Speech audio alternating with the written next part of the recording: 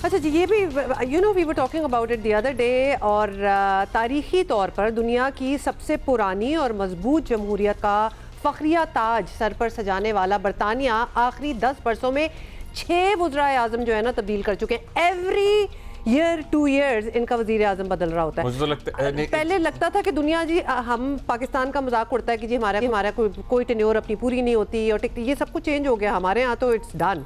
इनके पता नहीं क्या चल रहा है। I was listening to one of the opposition, रहनुमा, and he was saying in last 7 years, और उन्होंने कहा जी collapse हो गया हमारा सिस्टम पूरा का पूरा, और जनरल इलेक्शंस का मुतालबा किया जा रहा है। मैं सच बताऊं, मुखालिफ पार्टियों की तरफ से जो प्रेजेंट प्राइम मिनिस्टर होता है ना, तो अभी तो हम उनका नाम ही सीख रहे होते हैं, याद कर रहे होते हैं कि ये कहाँ है, और वो हट भी जाते हैं आगे से। तो अभी भी यही हुआ है। वज़ीर आज़म की कुर्सी लिटरली हॉट सीट बनी, म्यूजिकल चेयर्स चल रहा है जिस पर किसी एक के लिए टिक कर बैठना मुश्किल से मुश्किल तर होता जा रहा है। वज़ीर आज़म सर स्टामर ने भी ओहदे से इस्तीफा दे दिया, ऐलान कर दिया। उन्होंने कहा जी मैं तो अपने बच्चों के साथ वक्त गुजारूंगा। मैं he was very emotional, you know, he was teary-eyed about it. And 2024 में उन्होंने बरतानवी तारीख की सबसे बड़ी इंतखाबी फतूहात में से एक हासिल की थी, जहां उन्होंने कंजर्वेटिव्स को इतने बरसों बाद शिकस्त दी थी। लेबर पार्टी का वज़ीर आज़म आया था फाइनली, लेकिन 2 साल भी नहीं गुजरे कि केयर स्टार्मर को उनकी अपनी ही जमात ने इक़्तिदार से निकाल बाहर किया और उनकी मकबूलियत तेज़ी से गिरने लगी। और मई में इंग्लैंड, स्कॉटलैंड और वेल्स में ख़राब इंतखाबी नताइज के बाद उन पर मुस्ताफ़ी होने के लिए दबाव पड़ गया, और आखिरकार कल वज़ीर आज़म से केयर स्टार्मर ने क़यादत छोड़ने का ऐलान किया। सुने। अच्छा जी, इस बारे में हमने मुर्तज़ा अली शाह, जियो न्यूज़ के ब्यूरो चीफ हैं लंदन के, उनसे ज़रा बात कर ली थी टाइम डिफरेंस की वजह से। लेकिन जब हमने उनसे पूछा कि सर केयर स्टार्मर भी इक़्तिदार छोड़कर जा रहे हैं, उनके इस्तीफ़े का बैकग्राउंड ज़रा हमें समझाएं, क्या बड़ी वजूहात बनी, तो उन्होंने हमें ये बताया। देखिए जी, बरतानिया में जो पिछले 10 से 11 साल में 7 प्राइम मिनिस्टर तब्दील हुए हैं, और चाहे वो पहले कंजर्वेटिव पार्टी के थे, टोरी पार्टी के थे, और अब लेबर पार्टी की तरफ से ये हो रहा है। और उसमें सबसे ज़्यादा जो प्राइम मिनिस्टर चेंज हुए हैं वो जो कंजर्वेटिव पार्टी थी, जिन्होंने कंजर्वेटिव जो टर्म्स ली थी। ये सारा क्राइसिस शुरू होता है 2016 जब ब्रेक्सिट का जो यहाँ पर बरतानिया में शोर पड़ा और यूरोपियन यूनियन से बरतानिया निकला।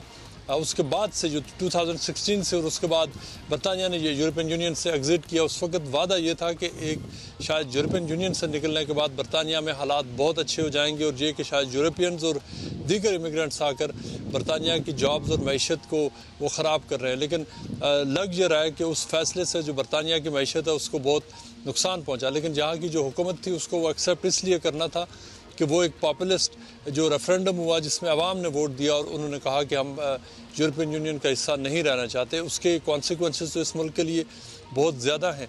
और जितने भी प्राइम मिनिस्टर चेंज हुए वो सारे के सारे बरतानिया में जो इकॉनमी है उससे रिलेटेड जो क्राइसिस है ये उसका शिकार हो रहे हैं। कि बरतानिया की एक बहुत स्ट्रॉन्ग मईशत होती थी, लेकिन 2016 के बाद जहाँ पे जो माशी हालात हैं वो उस तरह के नहीं रहे जैसे पहले थे। इस अरसे में यहाँ बहुत सारे लोग मिडिल ईस्ट और दीगर ममालिक में इन्वेस्टमेंट के लिए गए, जहाँ पर बहुत सारी जो वादा करके आए मुख्तलिफ प्राइम मिनिस्टर कि हम वो टर्न अराउंड करेंगे इकॉनमी, यहाँ पर जो इन्वेस्टमेंट लाएंगे, उन सारे वादों में नाकाम रहे। सो बुनियादी यहाँ पर जो मसला है वो इकॉनमी से रिलेटेड। और इस वक्त भी आप देखते हैं कि पिछले अरसे में यहाँ पर बड़े बड़े जो इमिग्रेंट्स के ख़िलाफ़ मुजाहरे हो रहे हैं, जो नारे लग रहे हैं इमिग्रेशन के ख़िलाफ़, मुसलमानों के ख़िलाफ़ तशद्दुद हुआ है, यहूदियों के ऊपर अटैक्स के बहुत सारे वाक़यात सामने हुए। लेकिन ख़ास तौर पर जो एंटी मुस्लिम जो हेट है वो बढ़ी है। वो सारे ज़ाहिर करते हैं कि जो सोशल मीडिया में इलॉन मस्क और जो राइट विंग के लोग हैं उनका बहुत बड़ा कंट्रीब्यूशन है। सो इस वक्त जहाँ पर एक जो इकनॉमिक क्राइसिस भी है उसके साथ साथ एक सोसाइटी का क्राइसिस भी है और पॉलिटिकल क्राइसिस भी है, जो सारे एक साथ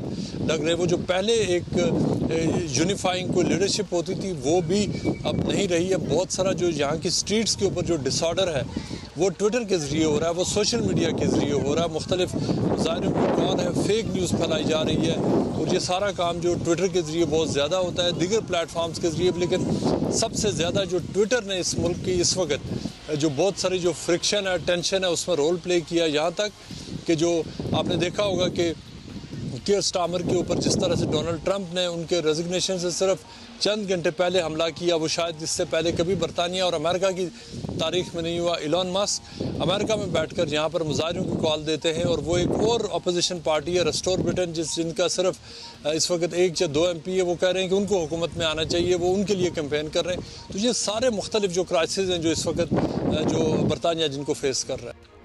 चलिए, ये बात भी होपफुली आप लोगों को समझ आ गई होगी। फिर एक सवाल जो हम अभी उठा भी रहे थे वो भी फिर हमने मुर्तज़ा से कहा कि ज़रा हमें समझाएं, और वो सवाल ये था कि बरतानिया दुनिया की कदीम तरीन डेमोक्रेसीज़ में से एक है और यहाँ बड़ा मजबूत दो पार्टी निज़ाम है, लेकिन गुज़िश्ता 10 सालों में वही जो हम बात कर रहे थे, हमने देखा है कि कोई 6-7 वज़ीर आज़म का आना जाना सोसाइटी इसे किस तरह देखती है, ये हमने पूछा। और क्या सिस्टम की ख़राबी समझी जा रही है कि पार्टी सही क़यादत सामने नहीं ला पा रही? What's the reason behind it?